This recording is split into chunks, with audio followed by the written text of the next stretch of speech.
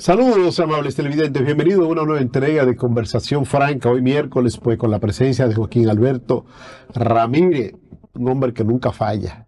Mitad de semana está aquí, al menos de que su partido no convoque una reunión electoral, que últimamente no lo está haciendo. Joaquín Alberto, Saludos a toda la teleaudiencia de Conversación Franca. No han variado los días, ahora están tomando a veces los lunes para la convocatoria. La vez pasada yo tuve reunión, fue jueves, y tuve que salir en bola de humo de una vez para la provincia que estoy asignado.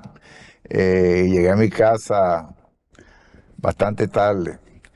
Yo para no dormir me tomo café, entonces bebí tanto café que me quedé volado hasta la madrugada. yeah. Pero aquí estamos, a compartir contigo los diferentes temas que están en la agenda nacional e internacional. Bueno, uno de los temas más importantes, ya ajeno al plano político, es el nuevo incidente en La Victoria. Y digo el nuevo porque no transcurre 4, 5 años, un año, a veces hasta 2 veces un año, sin que ocurran incidentes lamentables en la Penitenciaría Nacional de La Victoria. Algo que se decía que iba a concluir o se iba a controlar con la puesta en servicio de la cárcel que inició su construcción el antiguo Procurador General de la República, Jean Alain, que incluso, pues, antes de despedirse de sus funciones, inauguró una primera etapa que nunca fue ocupada. Nunca fue ocupada porque usted trasladar un grupo de reclusos no es de ahora, no es de una hora para ahora, no es de ahora para ahorita, como decimos. Eso tiene que agotar todo un protocolo de ver cuáles son, por qué fueron condenados, en qué provincia. Entonces establece su expediente y lo envía, lo puede trasladar de un lugar a otro. Entonces, ¿qué sucede, señores? Esta semana ocurrió, el fin de semana, un incidente sumamente lamentable, que en principio se habló de 3 muertos, pero ya van por 11 ayer, y se comentó hoy que van por 15. Nunca he visto el listado. ¿Tú lo has visto, Joaquín? No, El listado de los medios de todavía. comunicación.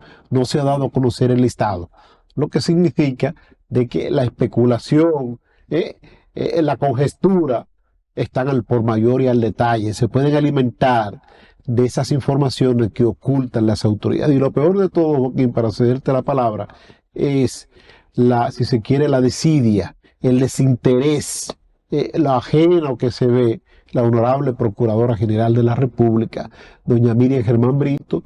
Para mí una mujer honorable, honesta, un juez probo cuando fue juez, pero que como Procuradora General de la República, quizá por los compromisos políticos que asumió, lamentablemente no ha dado pie con bola. No ha llenado las expectativas de la población, ese ministerio público independiente que se ha usado para accionar contra personas que posiblemente pudieran estar envueltos en actos de corrupciones garrafales, pero que alegremente, inmediatamente, orden de conciencia, el Ministerio Público pedir el cliché de siempre, 18 meses, declarar el caso complejo. Y todo eso recae sobre Miriam Germán Brito. Entonces, ayer, al ser cuestionada sobre lo ocurrido en La Victoria, ignoró a los periodistas. Lo ignoró. No me pregunten de eso. Le escuché yo decir, no me pregunten de eso. Joaquín Alberto. Bueno, el tema del régimen carcelario acá tiene muchísimas aristas. De un país que se convirtió en modelo, nosotros establecimos un modelo de atención a lo interno, como se llama ahora, a los detenidos, los presos ya condenados, que incluso el modelo nuestro fue copiado y llevado a otros países, fundamentalmente los países de Centroamérica. Ahora resulta esta situación que pasa en La Victoria, que es un mercado. En una ocasión, uno de los asesores de esto, que es Roberto Santana, dio una cifra de cuánto producía económicamente la corrupción que había en La Victoria. Y soy testigo de personas que para permitirle que utilicen una estufita eléctrica ya, le cobran más que lo que cuesta la estufita. 3,000 pesos de permiso. Después de los 2 días hacen un requisito, se la quitan y para dársela le piden 5.000 más, ya van 8.000. Y la venta de bermudas. Y tuviste una ocasión, Ramón, como algunos tipos, porque la supuesta equidad e igualdad de condiciones no existe. Hay algunos que llevan etiqueta azul. Hay una área que es diferente, casi tipo oficina. Entonces hay otra área que están los desarmados, los desprovistos de cualquier tipo de solemnidad, que pagan para dormir en una colcha. Y todo esto se ha vuelto un negocio, y el gobierno del Partido Revolucionario Moderno, Luis Abinader, la Procuraduría que están ahí, las autoridades, no han querido reformar eso. A veces cambian el alcaide, pero vuelven a lo mismo, exactamente a lo mismo. Y es un ambiente que, en vez de formar a las personas, en vez de transformarlo para devolverlo a la sociedad, lo que lo hunde más en el delito y en el crimen. Hubo una ocasión que a mí me tocó visitar a un compañero del partido que había recibido unos dólares. Los dólares eran falsos. Estoy hablando de un asunto bastante viejo, cuando existía la casa de cambio Chicó. Y ahí, cuando detectaron que era falso, a investigarlo, eso terminó en la cárcel porque éramos la oposición. La madre tenía miedo de que el partido lo defendiera, entendía que le iba a ir peor. Y al contrario, hubo un abogado que abusó del caso, no tuvo la defensa como debió ser, y esa persona tuvo un tiempo largo preso. Para él poder salir de ahí, Ramón, una gente que su hoja de servicio siempre fue limpia, tuvo que robarse unos tenis porque estaba de cárcel, le habían robado los tenis a él. Entonces, bueno, me llevo esto. Entonces, ese ambiente de subsistencia tiene que ser cambiado. Posiblemente el gobierno del PRM no invierte ni en los niños, ni en los adolescentes, ni en los internos, porque no votan, aun cuando tienen derecho alguno de votar. Sí, lo que pero hoy consideran que es ínfimo, algunos no tienen interés nada en eso. Entonces, el sistema penitenciario nuestro debe volver a una forma regeneradora de que la gente aprenda un oficio. Yo pertenezco a una universidad que da docencia. Yo le he dado docencia a internos. Ellos tienen un permiso, participan y le han ido muy bien en sus notas. Ahora, en la universidad a la cual yo doy docencia, hubo 12 graduados que son internos. Sí, lo vi. Y ojalá que ellos se reinserten y los comercios, las instituciones tengan la confianza de aceptar, porque también queda un estigma. Mira, estaba preso, ten cuidado. Entonces, te formaste, te capacitaste, entonces la sociedad misma te bloquea, no te da la oportunidad. En este caso, incluso hay una persona, un hermano de una amiga mía, dirigente del partido en Los Frailes, que fue de los 3 identificados que está ahí. Posiblemente, Ramón, los 3 identificados que murieron en este asunto del incendio, se dice que por un cortocircuito. Pero imagínate tú, Ramón, cada quien instalando lo que da la gana, una estufita, a su forma, un abanico, un aire acondicionado. Más, por ejemplo, este tipo de artefactos como las estufas, que tienen resistencia. La resistencia consume mucho más energía. Si fuera un abanico, es bien fácil con el motor, pero todo lo que tiene resistencia, como tostadora, estufa, algo así, hornos, no sé si tendrán ellos ya. Ahí hay de todo. Estará por encima incluso quizás de la capacidad del voltaje que debe tener. En resumen, yo diría que, tal como tú dices, la procuradora debió dar un informe preliminar de cómo iban las cosas, y esta manera tan despectiva de dirigirse a los comunicadores realmente da una mala imagen de su función de jefa, porque corresponde al Ministerio Público todo el trabajo que tiene que ver con las cárceles del país. Y sin embargo, cuando vamos al asunto del nuevo modelo de las parras, el mismo Roberto Santana dice que las razones son de orden política, no son técnicas, que ahí hay condiciones y que los problemitas que se evidenciaron son susanables, como una palabrita que ellos utilizan mucho, la palabra susanable, son susanables. Entonces han querido mantener esto como una especie de museo, de esta prueba del delito, como le han llamado, cuando la población carcelaria sobrepasa el espacio que debe tener. Y como he dicho, más que ayudar a la gente a regenerarse, lo que está haciendo es hundiéndola más en el hoyo del delito y del crimen. Cualquier cosa es mejor que la victoria. Dijo el presidente de la República, que sintonizó muy bien con la procuradora también, que hace 30 años la victoria debió haber estado cerrada. Pero señor, usted tiene 4 años como presidente de la República. Si hace 30 años que debió haber estado cerrada, bueno, quítele 4 y diga 26 años. Entonces inmediatamente, hace 26 años tuvo que haber estado cerrada y yo la cerré. Terminamos lo que se iba a hacer en La Parra y ahí están la mayoría de esos 8.000, casi 9.000 reclusos que hay en La Victoria, que originalmente fue construido para una población de alrededor de 2.200 reclusos. Sin embargo, tiene alrededor de 9.000, mal contado. 5 veces más entonces, Ramón. Sí, 5 veces más. 5 veces más, prácticamente 5 veces más. Entonces, el presidente de la República, que olvida en ocasiones que él es el presidente de la República. Lo olvidó en ese momento. Es que está en su calidad de candidato. Usted candidato presidente, tiene dobles condiciones. Entonces, como en su calidad de candidato presidente, cuando usted va a hablar de un tema como en ese caso, quítese la categoría de candidato y hable como presidente de la República y ejecute de inmediato. Pienso que esto debe investigarse. Lamentablemente, la Comisión Nacional de los Derechos Humanos está secuestrada. Yo no he escuchado a los derechos humanos hablar de esto. No lo he escuchado. La Corte Interamericana de la Paz, que debería, o de los derechos humanos, que debería también actuar. Nadie ha dicho nada de esto. Señores, todo el que está ahí no está porque fue santo. Está porque ha violentado el sistema jurídico.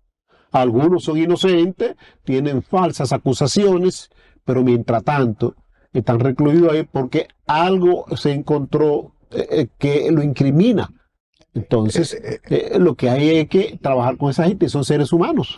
Te di un dato, Ramón. Esa persona que murió, te digo, hermano de una amiga mía, iba a salir en abril. Ya la sentencia la tenía para salir en abril. Lamentablemente. Sí. Bueno, vamos a la primera pausa y regresamos en breve con más de Conversación Franca. Aquí estamos de regreso, Joaquín Alberto Ramírez y un servidor, Ramón García. Joaquín, prometíamos al cierre del segmento anterior dedicarle unos minutos a Cuba. Cuba, real y efectivamente, es hermano de República Dominicana. Históricamente hablando, hay vínculos indisolubles entre Cuba y la República Dominicana. Nuestro Máximo Gómez dio su vida por la libertad de Cuba. José Martí, el mártir, el prócer de la libertad cubana, pues vino aquí a la República Dominicana, específicamente al poblado de Montecristi, y firmó un manifiesto junto a Máximo Gómez. Y luego se llevó a Máximo Gómez para allá. Le regalamos nosotros a Máximo Gómez. Y Cuba también ha sido el refugio de muchos refugiados, valga la redundancia, políticos que han salido de la República Dominicana. El caso del profesor Juan Bosch, en el año 1900, en la década de los 30. De los 30 por ahí, Juan Bosch salió de la República Dominicana para preservar la vida, se refugió en Cuba. Y en Cuba, pues, desarrolló parte de su producción literaria. Juan Bosch, que la terminó de desarrollar en Benidorm, España, por allá. En Costa Rica también, Juan Bosch escribió mucho. Entonces, por eso, esos vínculos históricos entre la República Dominicana con Cuba son indisolubles, como lo son con Puerto Rico. Puerto Rico nos regaló a Eugenio María de Hostos. Nosotros, a Puerto Rico, le hemos dado mucho también. Entonces, ¿qué sucede? Lo que afecta a Cuba de una forma u otra nos afecta a nosotros, por lo menos en el plano moral, en el plano sentimental. La situación que está pasando Cuba en estos momentos es un tanto difícil. Hay apagones, interrupciones del servicio eléctrico kilométrico. ¿Por qué? Porque el gran padre de Cuba, que lo era Venezuela cuando Chávez estuvo al frente de este país y Maduro también continuó ese auxilio. Parece ser como que ha disminuido esa asistencia de Venezuela para con Cuba. Cuba, el gran padre de verdad, lo era Rusia. El desplome del sistema soviético, pues, indudablemente se reflejó de manera contundente en Cuba. Dentro de la órbita socialista, una órbita ya, si se quiere, muy reducida, queda como grande China. Pero parece que históricamente Cuba y China no se llevaron tan bien. Parece que no se llevaron tan bien y por eso China, que ahora mismo es, yo diría, la principal potencia del mundo, después de Estados Unidos, la principal potencia del mundo es China, por varias razones. El suplidor número uno de la mayoría de los productos que llegan a Estados Unidos es China, donde con los que Estados Unidos tiene una deuda multimillonaria con China, le debe un ojito de dientes, igual que al Medio Oriente, a los árabes por allá. Entonces Cuba ahora mismo pues, ha disminuido, le decía Joaquín, la ingesta de leche, un líquido vital para los niños. Se le prohibió prácticamente a los niños que superan la edad de los 6 años. Ya no hay leche para ellos, no hay. Los medicamentos en Cuba escasean.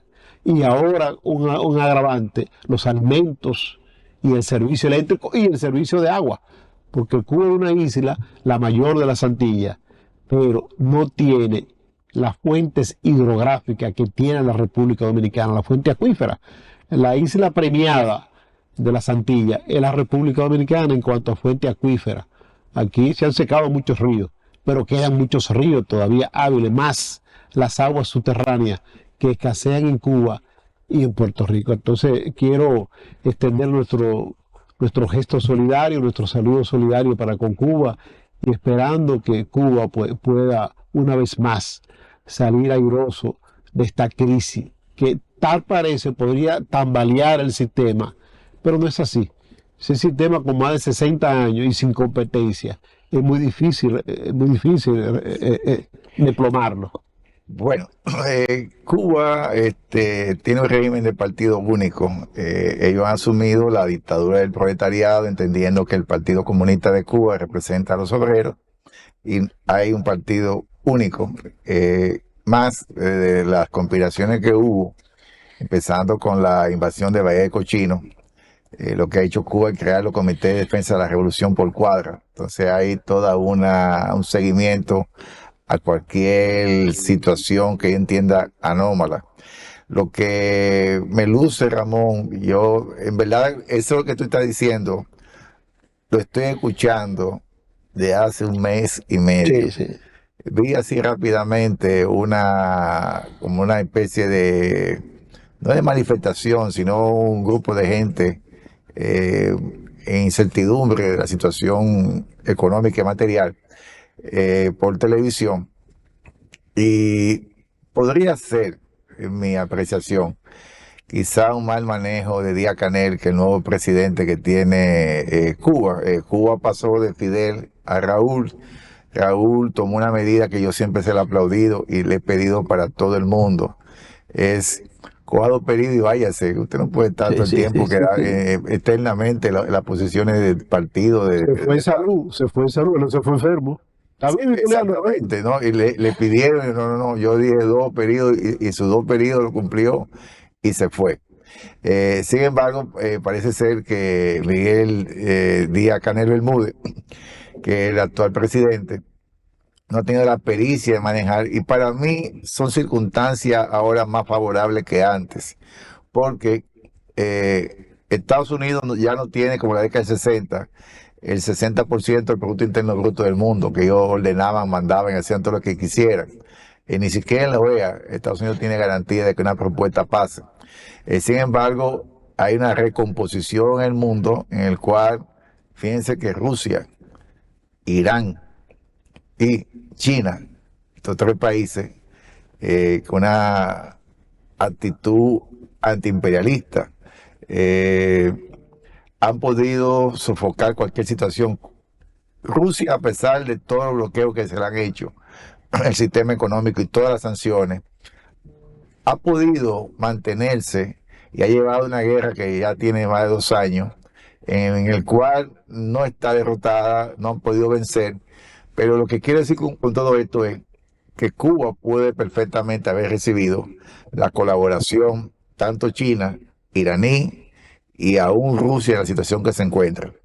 Lo que sí entiendo es que la misma división, el movimiento revolucionario de los prosoviéticos y los prochinos, Cuba, aunque fue presidente 2 veces de los países no alineados, siempre estuvo muy de cerca con la Unión Soviética y de hecho en un momento determinado el 80% de los huevos estaba en la canasta de la Unión Soviética. Sí, La Unión sí, Soviética sí. colapsó, entró lo que es llamado un periodo especial de escasez y de crisis para Cuba tratar de buscar, de encontrarle salida a su comercio. Todavía el bloqueo pesa porque si tú quieres buscar un vuelo para Cuba, no te va a salir en ninguna página de internet que sea de Estados Unidos. Tienes que buscar alguna página de España, de Europea. otra, sea europea, para tú ver un vuelo hacia Cuba. Y muchos asuntos todavía de sencillez, de pieza, incluso hasta en equipo que tienen que ver con salud, se le niega el caso cubano. Ojalá, como tú dices, hay una solución por todos esos lazos que tú hablaste, desde el indio Atuey, que fue a pelear por allá, hasta eso que tú hablaste, porque para mí ahí hay una expresión que para mí te da la catadura de lo que era Máximo Gómez. Hubo un encuentro realmente, hubo en Montecristi y otro en Santiago. En Santiago, entre Martí y Gómez, Martí le dijo a Gómez: vengo sin tener ningún tipo de duda a proponerle que se sume a la causa de la revolución de la independencia cubana y le prometo a cambio la ingratitud de la gente. Y Gómez se fue para allá. O sea, con la oferta de la ingratitud de la gente, Gómez decidió estar allá y combatir en todas las guerras, en la guerra chiquita y la guerra grande de Cuba, que hubo una en 1868 y hubo otra que se reanudó en 1892. Hay que decir que Cuba fue prácticamente el último país de la región que logró la independencia de España. Sí, una independencia mediatizada Sí, llamada Enmienda Plata. exactamente, creo que en 1891. 1902. Bueno, sí, ahí fue que los Sí. españoles se fueron de Cuba ya, finalmente. Y bueno, entonces quedaron un poquito comprometidos, un poquito no, de lleno comprometidos con Estados Unidos. Exacto, pero hay que decir que Cuba también tiene muchos encantos preciosos, porque fue el último lugar donde estuvieron los españoles. La zona de la Vieja Habana es un lugar que se preserva muy bien se preserva, y siempre de interés de los europeos visitar Cuba, pero tiene una gran desventaja con relación a nosotros. Carece de la cantidad de agua necesaria.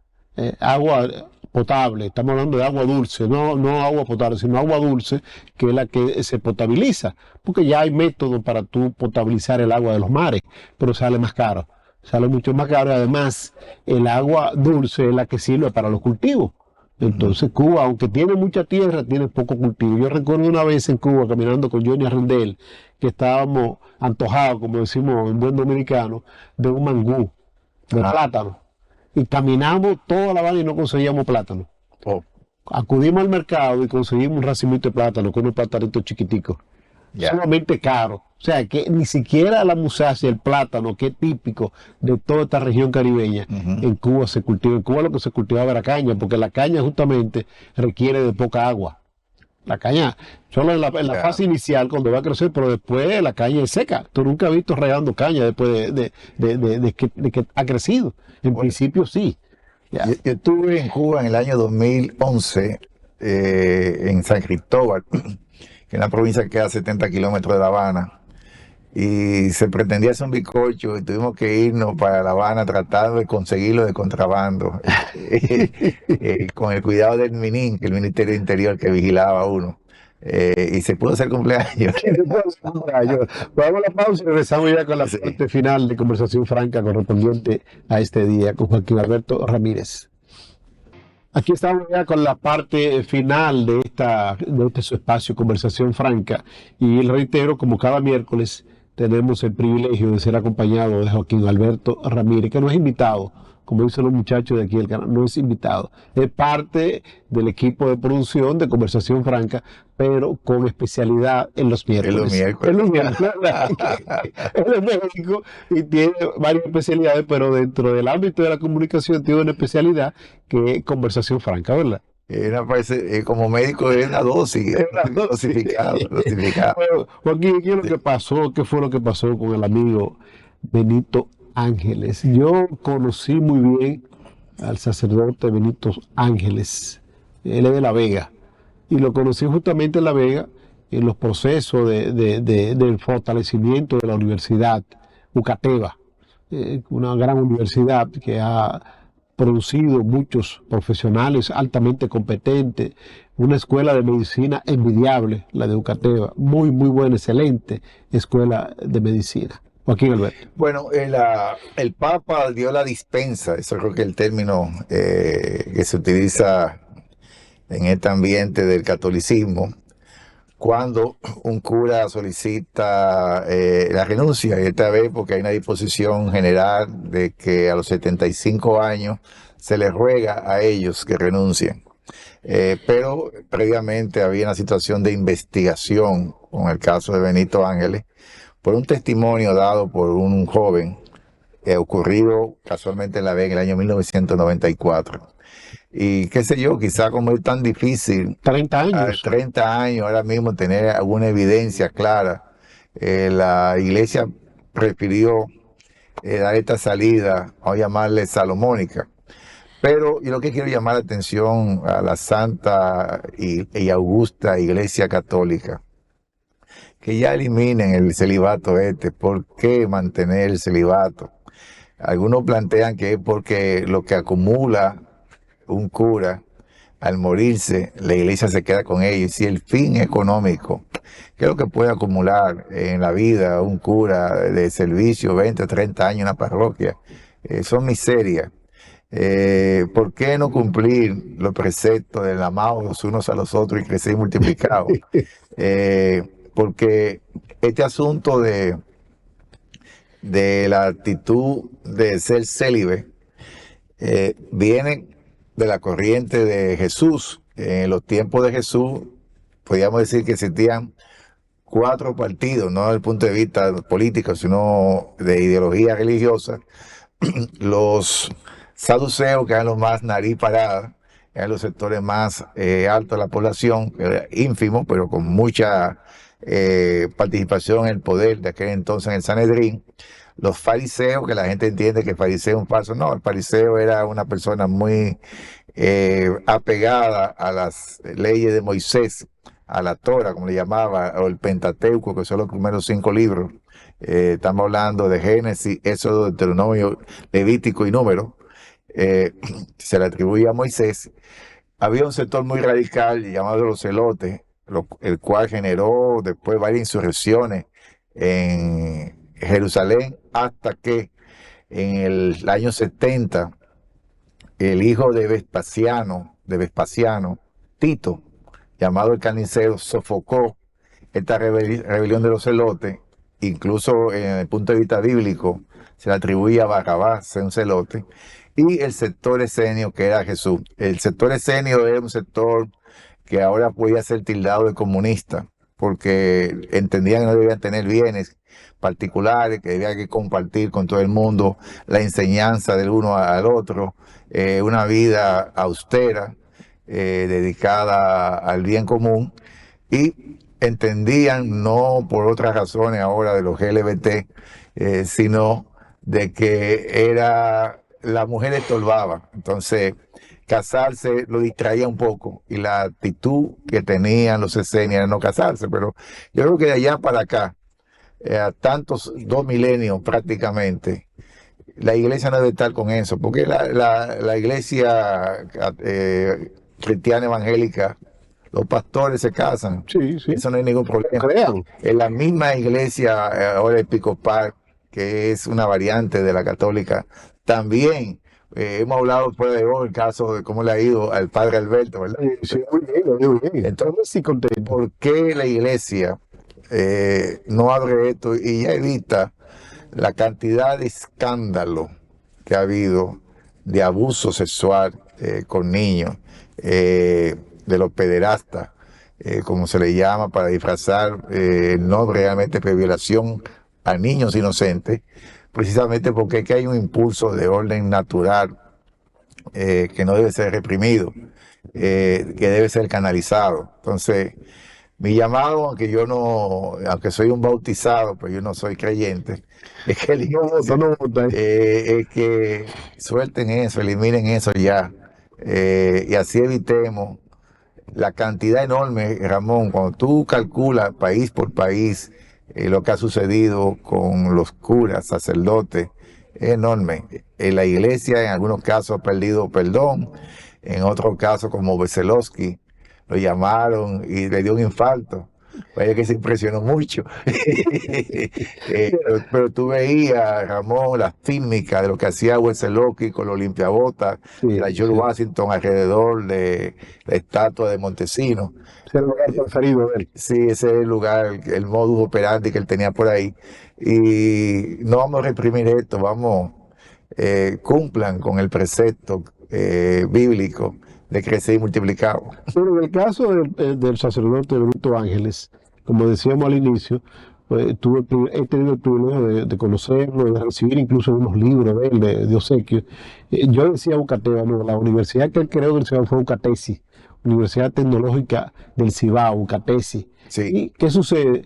La iglesia de Barahona. Sí, Ucateva de Barahona. ¿Qué sucede? La iglesia tiene muchos intereses. La primera universidad que se creó, si se quiere, con una filosofía católica fue la Pucamaima. En ese entonces era la Ucamaima, cuando se inició Universidad Católica Madre y Maestra, y después se creó el pontificado, se convirtió en Pucamaima, Pontificia Universidad Católica Madre y Maestra. Entre paréntesis, la UAE también pontificia, la bula. Entonces se comenzó a crear una serie de universidades por región, y luego se creó una universidad. Aquí en la capital dominicana se creó la Católica de Santo Domingo, que ha dado muy buenos resultados. En Barahona se creó Ucateva, en La Vega Ucatesi, y así están surgiendo otras universidades. Entonces, ¿qué sucede? Hace falta liderazgo. La Iglesia Católica ahora mismo no tiene ese liderazgo que tuvo en la década de los 80, en la década de los 90, hasta principios de este siglo, con el cardenal Nicolás de Jesús López Rodríguez al frente de la Iglesia Católica, que está en un proceso ya de retiro, muy aquejado de salud. Lamentablemente, el que hace las funciones de cardenal, porque todavía no es cardenal oficial, que es el obispo metropolitano, el arzobispo metropolitano, Osoria, exacto, no tiene ese liderazgo en la Iglesia. Entonces, la Iglesia Católica predomina más los intereses económicos, así como tú lo oyes, los intereses de sectores. Entonces parece ser que el padre Benito Ángeles pues no era como muy agradable a ciertos intereses dentro de la cúpula dirigencial de la Iglesia Católica. Él estuvo como cura párroco y tú fuiste a muchas misas que él presidió ahí, en la iglesia que está cerca de la sede del PLD, a San Antonio de Padua. Okay. Fue el cura párroco de ahí, tú lo recuerdas, el cura párroco de ahí fue él mucho tiempo. Entonces, una iglesia enclavada en el sector de Gascue, climatizada, una iglesia de barrio, que siempre llega más que la iglesia de los barrios. Sí, cuando viene la ofrenda. Exacto, la ofrenda, el mismo PLD ofrendaba mucho ahí, ¿verdad? Entonces, lamentablemente creo que la iglesia católica pierde un gran sacerdote, el Benito Ángeles, que claro está, nada de perfecto, tuvo su parte negativa, pero creo que lo positivo prima más en él, el desinterés. Él se manejó con mucho desinterés su vida, y como tú dices, los sacerdotes, ¿para quién trabajan? Para la iglesia, porque cuando fallecen, todo lo que pueden tener es parte de la iglesia.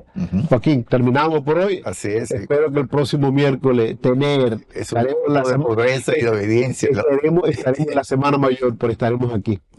Bueno, pues yo vengo. Hasta la próxima entrega de Conversación Franca.